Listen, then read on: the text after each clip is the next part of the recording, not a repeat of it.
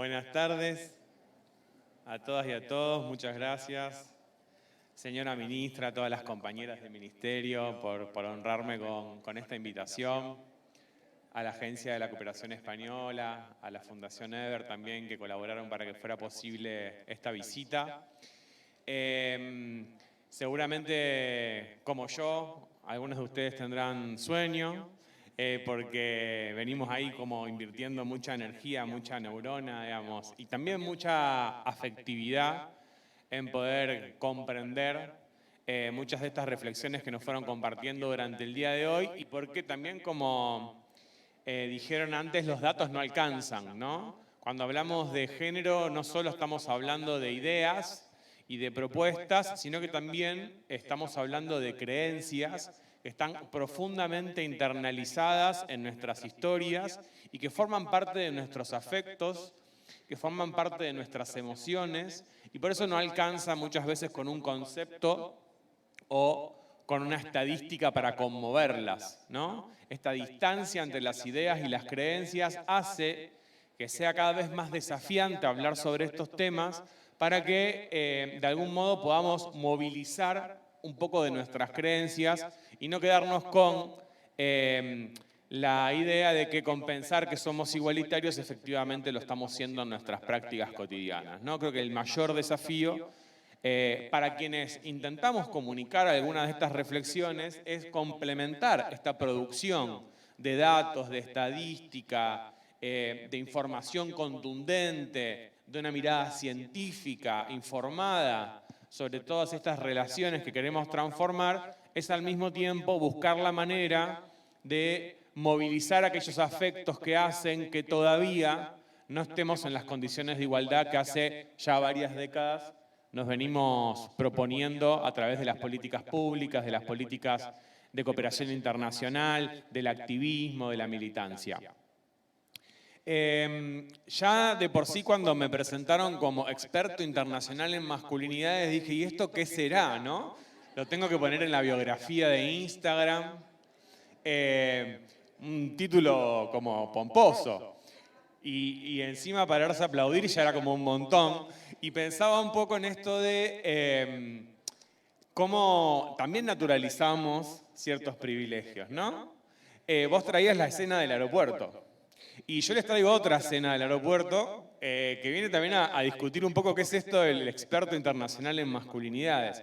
Porque cuando llegué al aeropuerto, finalmente llegué al aeropuerto de Santo Domingo, me recibieron con un cartel con mi nombre y apellido y una persona me pidió mi pasaporte para ir a retirar mi equipaje y fue muy amable, y al ratito estaba sentado, me estaban ofreciendo un café y una clave de Wi-Fi para poder ingresar al WhatsApp y poder comunicar que ya había llegado, ¿no?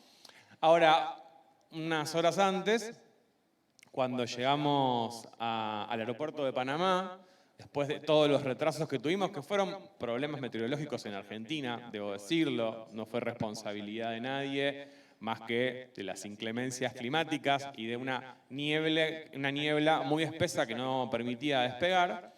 Pero después de todas esas horas, y cuando llegamos finalmente a Panamá, habíamos perdido la conexión a Santo Domingo y tuvimos que pasar la noche en el aeropuerto porque todas las plazas hoteleras estaban ocupadas en la ciudad. Y dormí en el piso del aeropuerto, ¿no? Y digo, experto internacional también es contextual, ¿no? Y traigo esta anécdota, no para quejarme, por supuesto, sino para plantear que además de que los privilegios se acumulan y se naturalizan, el reconocimiento de esos privilegios es contextual, ¿no?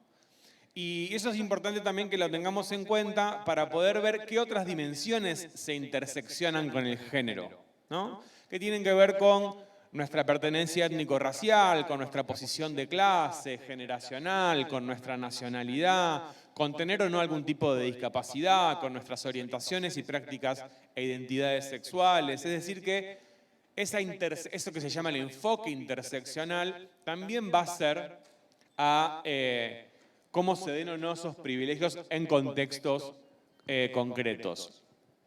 Y un contexto que quería compartir también para traer un poco estas anécdotas que hacen a nuestros itinerarios o a nuestros recorridos personales y políticos, es cuando me empecé a interesar por estas problemáticas.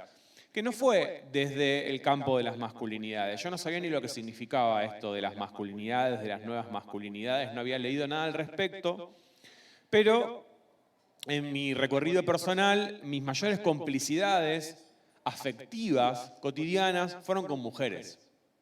Porque tengo hermanas mujeres, porque muchas de mis amigas en la escuela eran mujeres, quizás también por no sentirme del todo cómodo con muchos de esos mandatos de masculinidad tradicional que describieron en las anteriores intervenciones.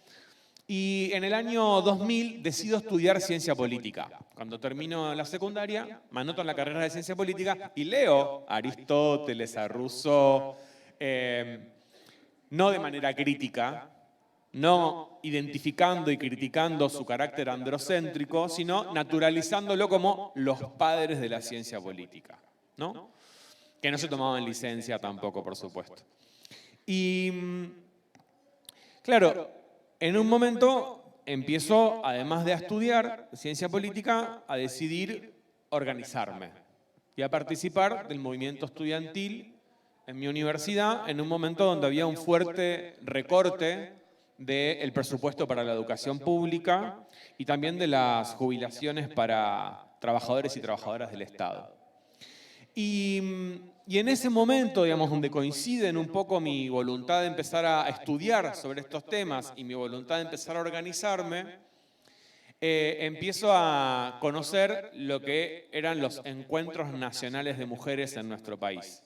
Encuentros que se empezaron a construir una vez terminada la última dictadura cívico-militar y que encuentran todos los años, en principio a un puñado, decenas, centenares y hoy a decenas de miles, anualmente en decenas de talleres de reflexión sobre las problemáticas de las mujeres en la Argentina y iría también un poco en la escena latinoamericana porque viajan compañeras de muchos otros países de nuestra región a esos encuentros. En el año 2003 se realizaba el encuentro 28º en nuestra ciudad, en la ciudad de Rosario, va cambiando de ciudad y de provincia todos los años. Ese año coincidía con el lugar donde yo vivía y estudiaba y empezaba hace muy poquito a militar.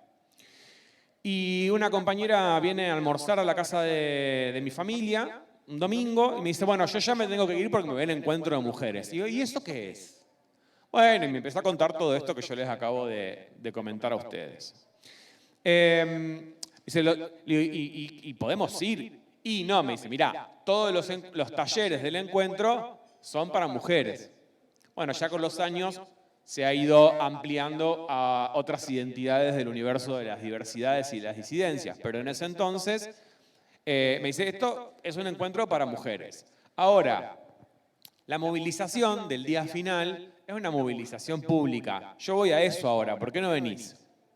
Entonces fuimos con otro compañero con el que estábamos almorzando, nos acercamos a la movilización, era la primera vez que se usaba el pañuelo verde, que años después se identifica con el derecho a la interrupción voluntaria y legal del embarazo en nuestro país. Y empezamos a caminar con la movilización y se para una mujer delante mío y me dice, no sé si... Y me dice, ¿y vos qué carajo estás haciendo acá? Y yo me quedé así como, bueno, me dijo mi amiga que podía. No sabía qué responderle, ¿no? Y en principio me quedé en silencio, me quedé preguntándome qué era lo que estaba haciendo ahí, qué era lo que me había movilizado a acercarme a ese encuentro y a esa marcha, digamos, con la que cerraba.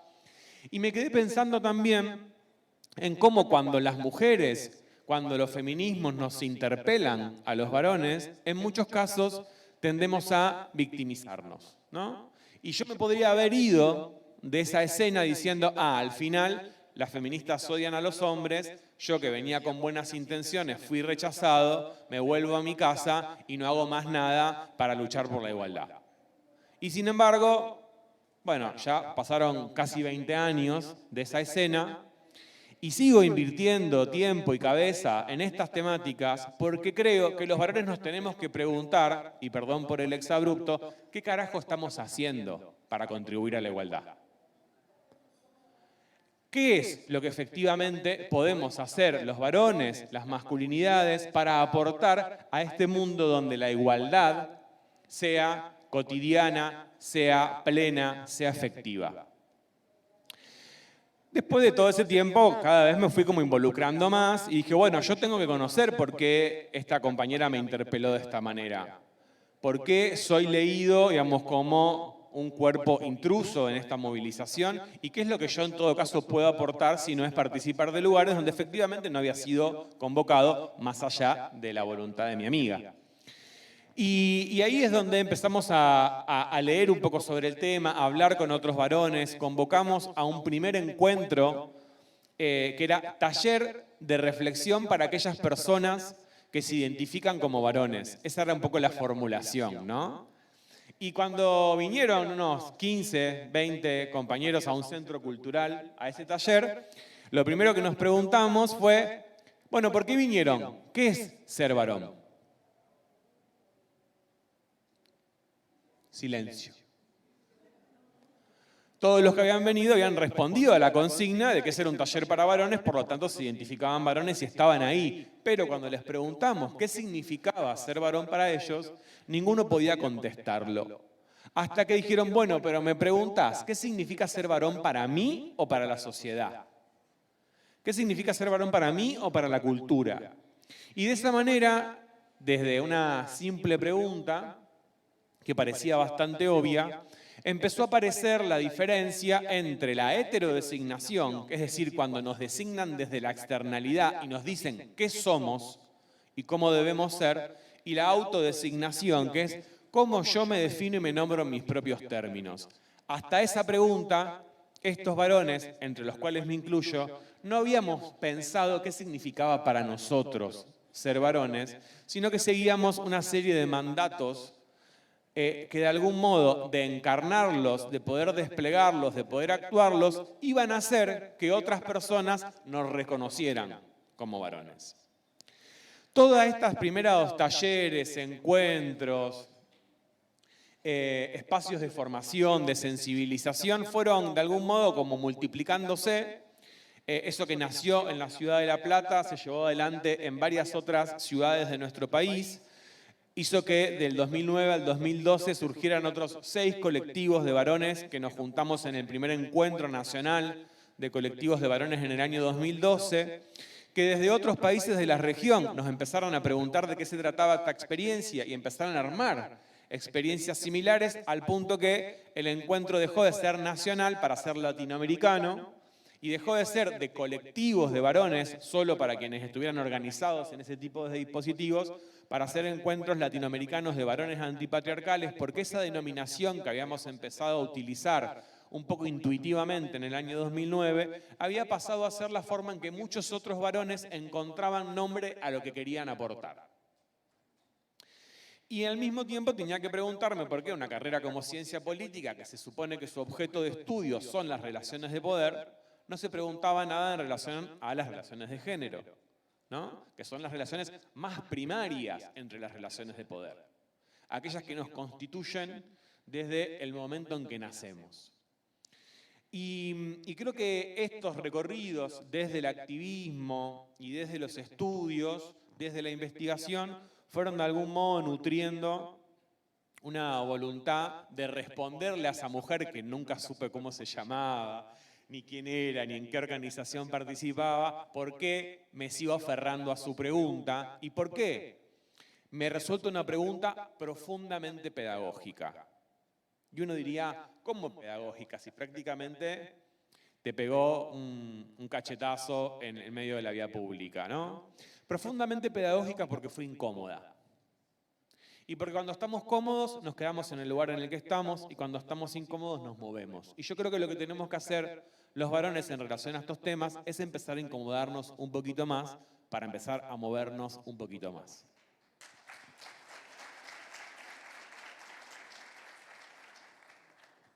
Muchas de estas cosas, de estas prácticas, de estas intenciones, de estas experiencias, fueron recibiendo el nombre de nuevas masculinidades. Me preguntaban antes de dónde surgía este concepto, y la verdad que no sabemos de dónde surge este concepto, como sí otros conceptos claves en los estudios sobre masculinidades, como el concepto de masculinidad hegemónica que crea Raewyn Connell.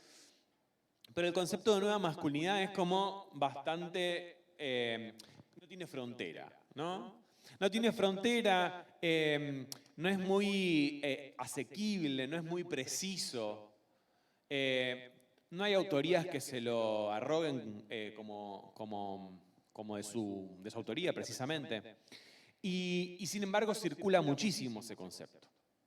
Entonces yo me preguntaba, para compartir algunas preguntas con ustedes, algunas intuiciones quizás, ¿qué quiere decir o qué queremos decir cuando hablamos de nuevas masculinidades?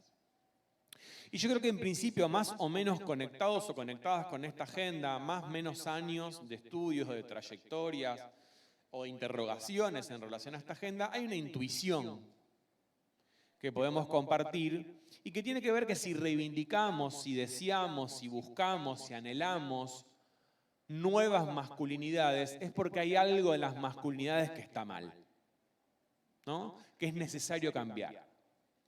En la enunciación nuevas masculinidades hay una búsqueda de algo nuevo, porque lo que hasta ahora tenemos no nos estaría convenciendo, ¿no? Y creo que si algo hay que cambiarlo, efectivamente es porque algo anda mal y que eso nos permite traer un marco de interpretación que puede problematizar dos sentidos comunes dominantes en relación a la masculinidad. Uno de esos sentidos comunes es que la masculinidad es natural, que es biológica y ahistórica, y que está asociada a personas con pene y testículos que vamos a ser clasificadas como varones u hombres, ¿no? Todo lo que podemos discutir sobre la masculinidad estaría ya determinado por la naturaleza en base a nuestra genitalidad. Se terminó el asunto. Al mismo tiempo, si hablamos de algo nuevo en la masculinidad, podemos decir la masculinidad es histórica. No siempre fue así. Los hombres no siempre nos comportamos de la misma manera. No es que es natural, es normal, somos así, siempre vamos a ser así. Está en nuestros genes, en nuestros cromosomas o en alguna otra autoridad de verdad a la cual le estemos otorgando la última palabra en relación a lo que los varones o los hombres somos o podemos llegar a ser. Ese marco de interpretación que nos dice que la masculinidad es una construcción y que es histórica, se lo debemos a los activismos de las mujeres, se lo debemos a esto que llamamos perspectiva y activismos de género, que no son una ideología, sino que son una propuesta política, una mirada científica, una producción intelectual de siglos, que lo que viene es a proponernos una transformación del mundo en un sentido de igualdad y de equidad.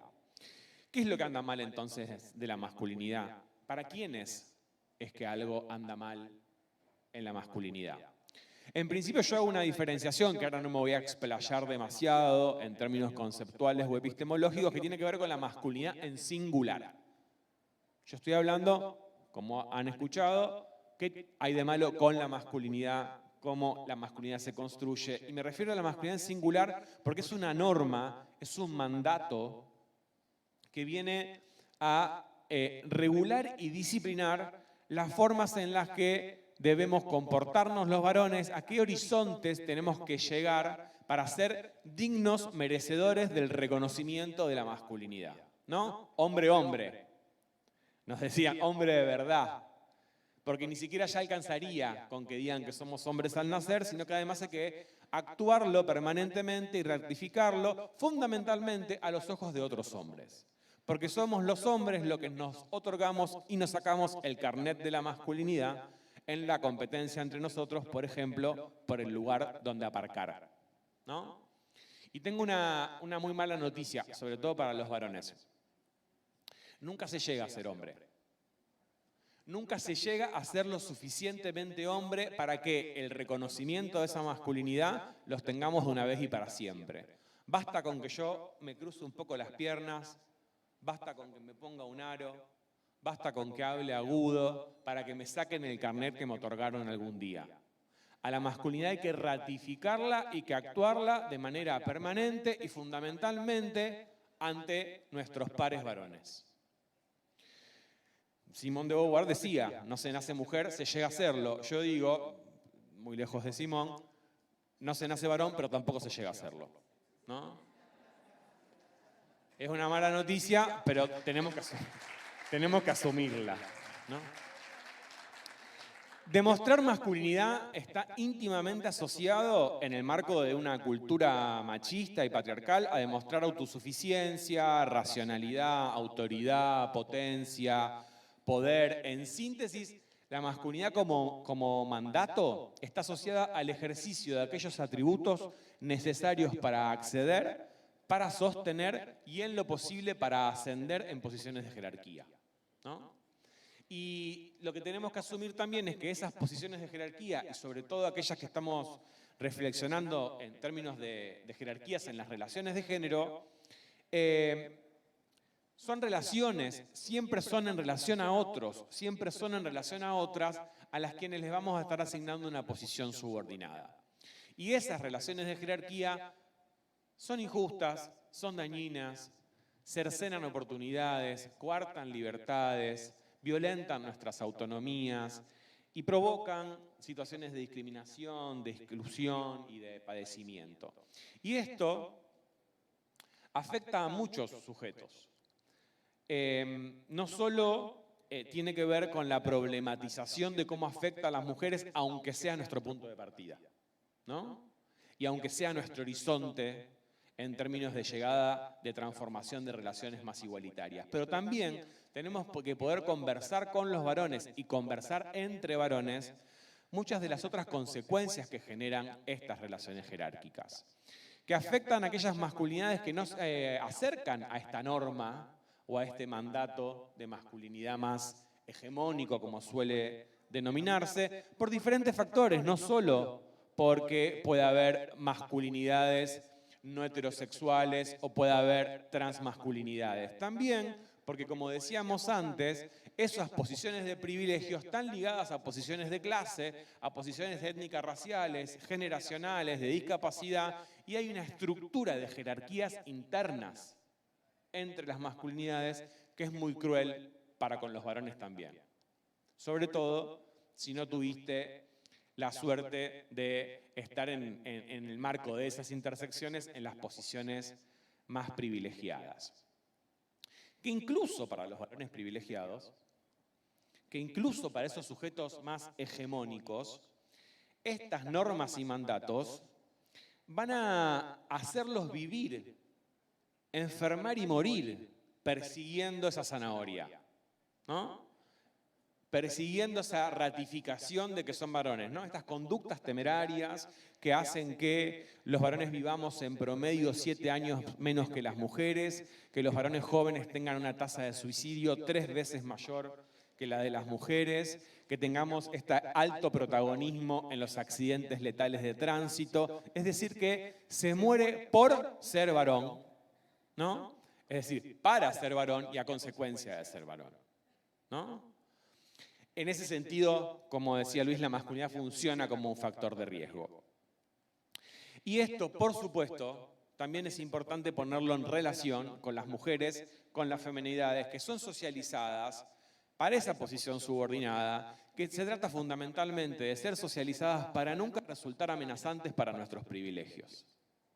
Lo que se espera de esa socialización de las mujeres es que no resulte amenazante para la posición de privilegio. Entonces, no estoy diciendo cosas demasiado nuevas.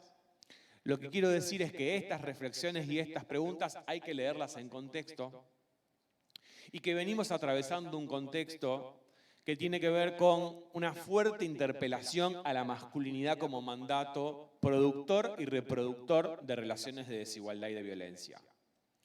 que si bien los feminismos siempre interpelaron este mandato, mucho más lo vienen interpelando en los últimos años, donde la capacidad de movilización del movimiento de mujeres ha crecido de forma tal que este debate ha dejado de ser un debate académico en algunas universidades o un debate de activistas de clase media para ser un debate social que incomoda, que genera reacciones, que genera reflexiones, que transforma normativas, que produce políticas públicas y que nos lleva a estar hoy sentados y sentadas en este espacio, después de muchas horas de aeropuerto y de exposiciones, escuchando qué podemos hacer con la masculinidad. Yo digo que este contexto es un contexto de mucha desorientación para los varones. Yo hace muy poquito saqué la licencia de conducir, con 40 años, después de 20 años de resistencia, donde no quería, no podía, no iba nunca a sacar el carnet. Ya había rendido el teórico varias veces, bien, y aún así se me vencía porque no iba a sacar el carnet, no sacaba el examen práctico, ¿no? Y bueno, ya ahora me estoy animando como a manejar un poco, me estoy mudando como a 20 kilómetros de mi ciudad, entonces estoy empezando a tener que hacer el ejercicio de ir al volante. Y me preguntan, ¿y cómo te sentís ahora manejando? Le digo, estoy más desorientado que varón en cuarta ola feminista. Yo digo, algo que nos atraviesa a los varones en este contexto es la desorientación. No sabemos cómo actuar, no sabemos cómo reaccionar, perdidos. Y claro, a nosotros siempre nos dijeron que la masculinidad era sinónimo de certeza, o de apariencia de certeza al menos. Tenemos que aparentar saber o, la tenemos reclara, como decimos en Argentina. Bueno, sobre feminismos y más en este contexto, no la tenemos clara y queda en evidencia que hay muchas cosas que no sabemos cómo hacer en nuestras prácticas cotidianas, porque la forma, el guión tradicional de la masculinidad está en una situación de inestabilidad absoluta a partir de que está siendo narrado, cuestionado, investigado, criticado, y nuestras compañeras en todos los espacios que habitamos interpelan la forma en la que nos movemos como varones y las prácticas que llevamos adelante en relación a esta masculinidad. Eso nos desorienta. Yo diría que es un denominador común a los varones, pero voy a nombrar 3 reacciones para ir terminando, que tienen que ver con 3 como reacciones que podría decir como tipos ideales, no porque sean ideales, sino porque son construcciones sociológicas que nos permiten hacer un análisis de una generalidad. La primera reacción yo la llamo defensiva-ofensiva. Es una reacción que ante la desorientación se pone a la defensiva y es a la vez ofensiva porque intenta disciplinar a aquellas voces, fundamentalmente de las mujeres, que enuncian este problema. Y sabemos que quien enuncia el problema es el problema, ¿no? Porque el problema no existía hasta que esa persona lo enunció. Entonces, ¿quiénes son el problema? Las mujeres feministas que enuncian este problema. Bueno, la reacción ofensiva intenta disciplinarlas, intenta silenciarlas a través del negacionismo del género, del negacionismo del patriarcado, y muchas veces incluso utilizando estos mismos datos que usábamos nosotros recién, ¿no?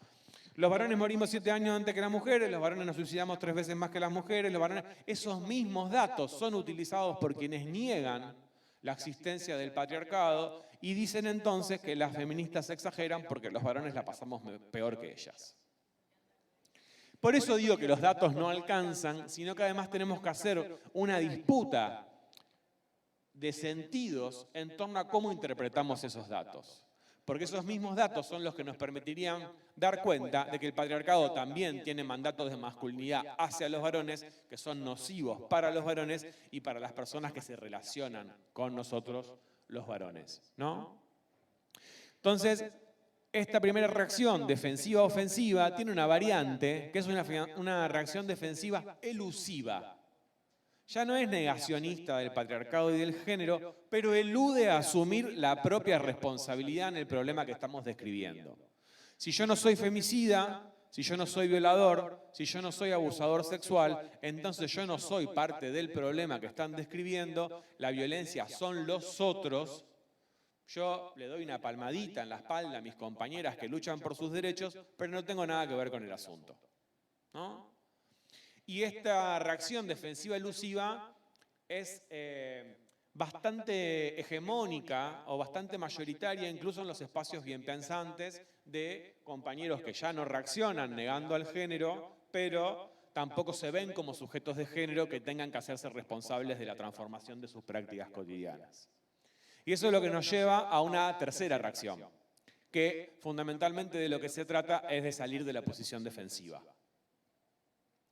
Salir de la posición defensiva supone permitirnos entender que transitamos un contexto de desorientación y que eso está bien.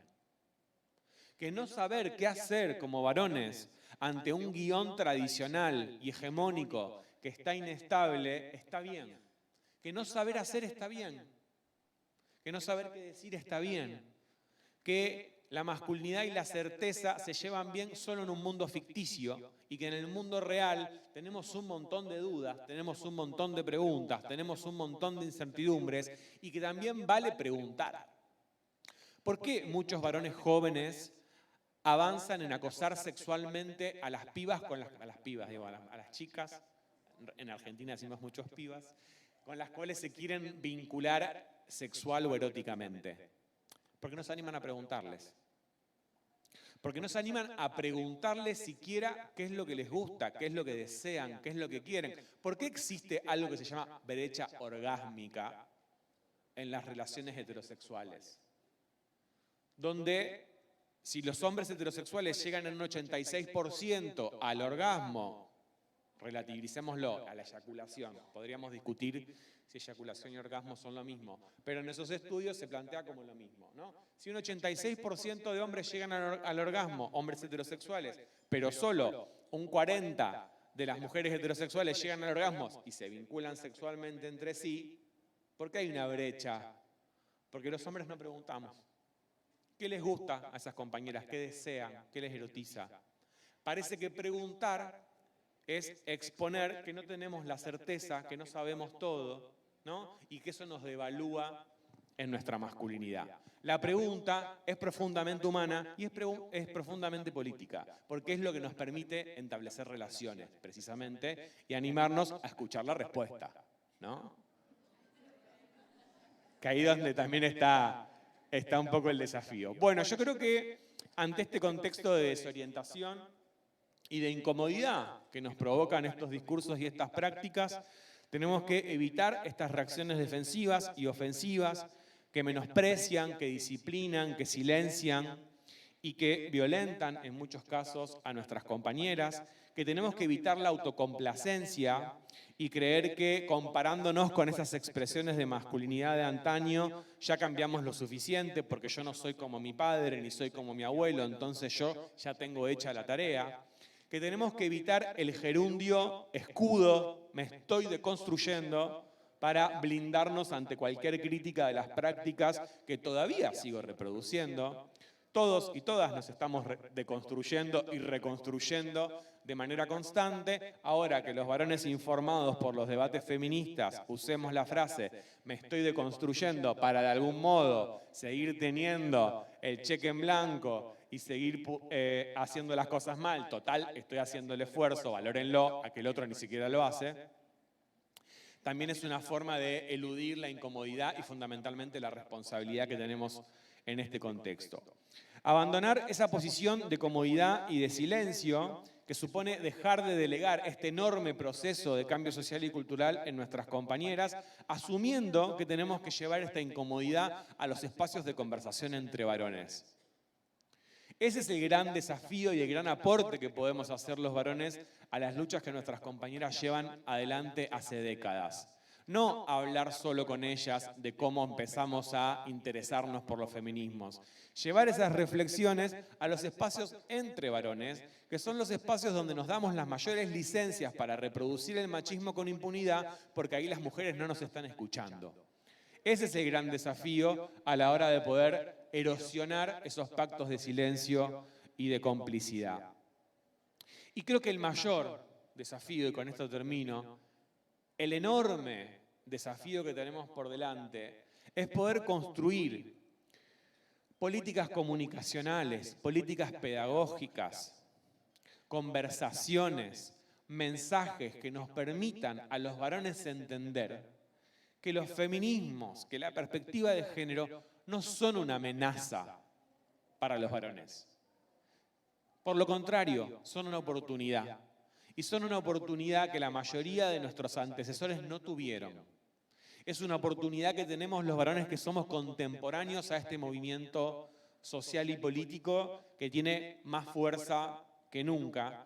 Y esa oportunidad no solo es la de ser más justos para con nuestras compañeras, sino también más justos para con nosotros mismos.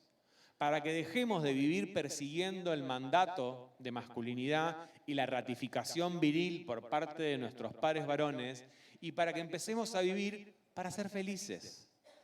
Nada más y nada menos que para ser felices, para ser más libres. Y eso seguramente haga que pongamos menos el foco en ser reconocidos como machos, como hombres o como hombres de verdad, para empezar a ser reconocidos como buenos compañeros.